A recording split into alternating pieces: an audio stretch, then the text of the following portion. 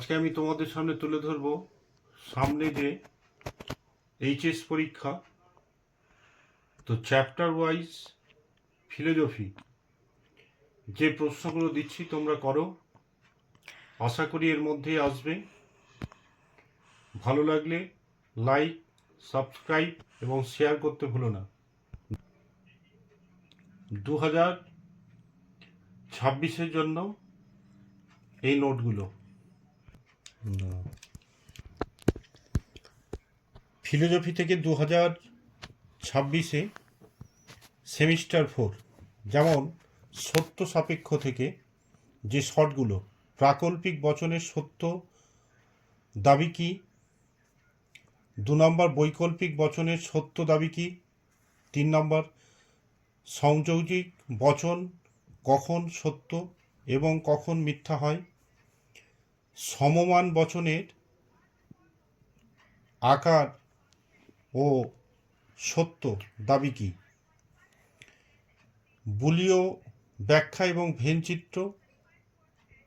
তোমাদের এর পরের দিন ছোট্ট ভিডিও করে একটা দেবো, ওগুলো করো, নিয়মটা শিখলে এগুলো পারা যায়। চ্যাপ্টার 2 নিরপেক্ষ বচনগুলি অ্যারিস্টটলীয় আকার, বুলীয় ভাষ্য ও ভেনচিত্র কি। চ্যাপ্টার 3 থেকে আরোহ যুক্তি কি, উদাহরণ সহ ব্যাখ্যা করো।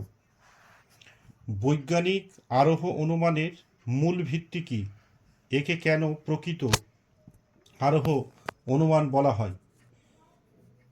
3 নম্বর বৈজ্ঞানিক আরোহ অনুমান বলতে কি বোঝো, এই অনুমানের 3টি গুরুত্বপূর্ণ বৈশিষ্ট্য পরিচয় দাও। 4 নম্বর বৈজ্ঞানিক আরোহ অনুমান এবং অবৈজ্ঞানিক আরোহ অনুমানের মধ্যে পার্থক্য কোথায়। 5 নম্বর উপমা যুক্তির মাত্রা নির্ণায়ক মানদণ্ডগুলি কি। ভেরি ভেরি ইম্পর্টেন্ট, এই দুটোর মধ্যে একটা আসতে পারে। উত্তম ও মন্দ উপমার মধ্যে পার্থক্য কি, এটা শর্টে দিতে পারে, উদাহরণ সহযোগে আলোচনা করো। পর্যবেক্ষণ ও পরীক্ষণের মধ্যে পার্থক্য কি। 8 নম্বর আরোহ অনুমানের বস্তুগত ভিত্তি কি, এটাও দারুণ ইম্পর্টেন্ট, আলোচনা করো। আরোহ অনুমান কাকে বলে, আরোহমূলক লাভ কি, এটা ভেরি ভেরি ইম্পর্টেন্ট, এটা আসতে পারে। 4 নম্বর প্রকৃতির একরূপতা ও কার্যকারণ নিয়ম কি, এই দুটোর মধ্যে একটা আসবে। অবৈজ্ঞানিক আরোহ অনুমানের মূল ভিত্তি কি, একে কেন প্রকৃত আরোহ অনুমান বলা হয়। কার্যকারণ চ্যাপ্টার 4 কারণ সম্পর্কে সাধারণ বৈজ্ঞানিক এবং তর্কবৈজ্ঞানিক সম্মত অভিমত কি। আবশ্যিক শর্তরূপে কারণ কি তা আলোচনা করো। 3 নম্বর পর্যাপ্ত শর্তরূপে কারণ কি তা আলোচনা করো। বহুকারণবাদ কি, বহুকারণবাদের বিশেষণটি সংক্ষেপে আলোচনা করো। পর্যাপ্ত আবশ্যিক শর্তের কারণের বিষয়টি আলোচনা করো। মিলের পরীক্ষামূলক অনুসন্ধান পদ্ধতি চ্যাপ্টার 5।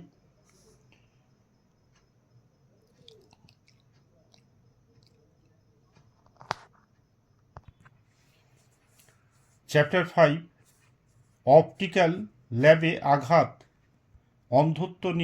অন্ধত্ব নিয়ে আসে, সুতরাং অপটিক্যাল ল্যাব হলো দৃষ্টিশক্তি কমে যাওয়ার কারণ। তো কোন নীতি পর্যবেক্ষণ অনুসরণ করা হয়েছে, পদ্ধতিটি ব্যাখ্যা করো।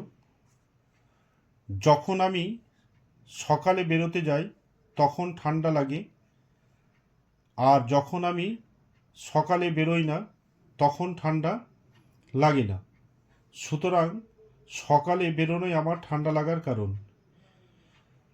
দৃষ্টিগত মিলের কোন পদ্ধতি? উত্তাপ যত বাড়ে পারদ স্তম্ভের উচ্চতা তত বাড়ে, উত্তাপ যত কমে পারদ স্তম্ভের উচ্চতা তত কমে। উত্তাপ বলছে উষ্ণতম উত্তাপ বৃদ্ধি হলো পারদ স্তম্ভের উচ্চতা বৃদ্ধির কারণ। দৃষ্টান্তটিতে মিলের কোন পদ্ধতি প্রয়োগ করা হয়েছে? এখানে সংজ্ঞা আকার, দুটি সুবিধা দুটি অসুবিধা, এইভাবে এই পদ্ধতিগুলো আসবে। অন্যই পদ্ধতি, স্বপরিবর্তন পদ্ধতি, আর একটা হচ্ছে অন্যই ব্যতিরেক পদ্ধতি। এই তিনটের মধ্যেই তোমাদের পদ্ধতিতে আসবে। এবার হচ্ছে রবীন্দ্রনাথ ঠাকুরের মানবতাবাদ, চ্যাপ্টার 6। রবীন্দ্রনাথের মানব ধর্ম বিষয়ক বক্তব্যের কয়েকটি সিদ্ধান্ত উল্লেখ করো। 2 নম্বর, কর্মবাদ বলতে কি বোঝো? বিবেকানন্দ তার কর্মযোগের ভাবনায় নিষ্কাম কর্মের স্বরূপ কিভাবে নির্দেশ করেছেন? এটা ভেরি ভেরি ইম্পর্টেন্ট। 3 নম্বর, রবীন্দ্রনাথের মানবতাবাদ ভাবনাটির উৎস উল্লেখ করো। রবীন্দ্রনাথ তার মানবতাবাদী ভাবনায় মানুষের মধ্যে কিরূপ দ্বৈততা কথা উল্লেখ করেছেন তা লেখো। Very very important. বিবেকানন্দ কেন তার কর্মযোগে বলছে অবতারণা সত্যতম রজ এই তিনটি গুণের আলোচনাকে গুরুত্ব দিয়েছেন? Very very important. এবার হচ্ছে চ্যাপ্টার 7। গান্ধীজি তার রাজনৈতিক ভাবনা কিভাবে অহিংসার স্বরূপ ও গুরুত্ব নির্দেশ করেছেন?